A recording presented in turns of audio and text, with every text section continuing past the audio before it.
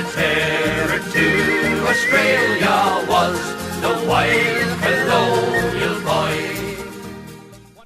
As a young stockman, Ben Hall had become well known in the Lachlan district by 1855, and he developed close friendships with the local youths, some of whom flouted the law.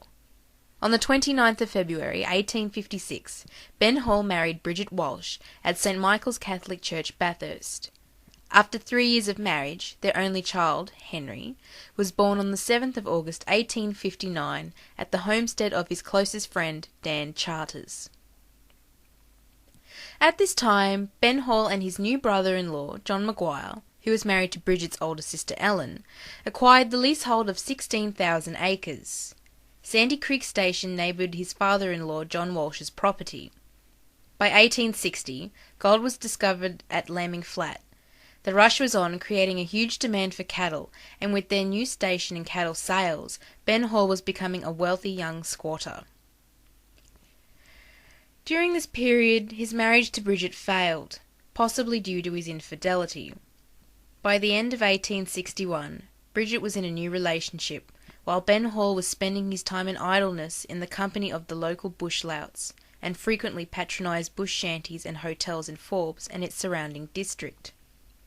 These dangerous associations came to a head in April 1862, in the company of the notorious bushrangers Frank Gardiner and John Gilbert.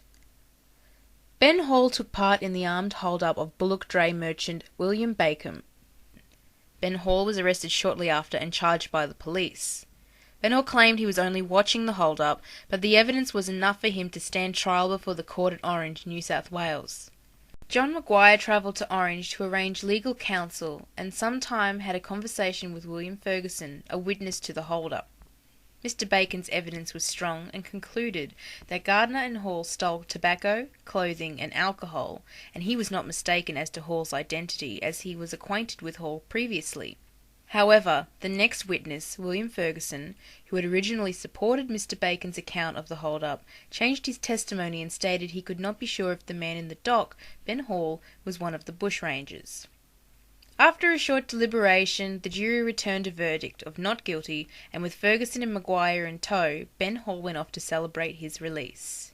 Within weeks of his brush with the law, Ben Hall would become an intricate part of the most daring armed robbery in early Australian history, the hold-up of the Forbes Gold Escort coach. A terror to Australia was the wild colonial boy.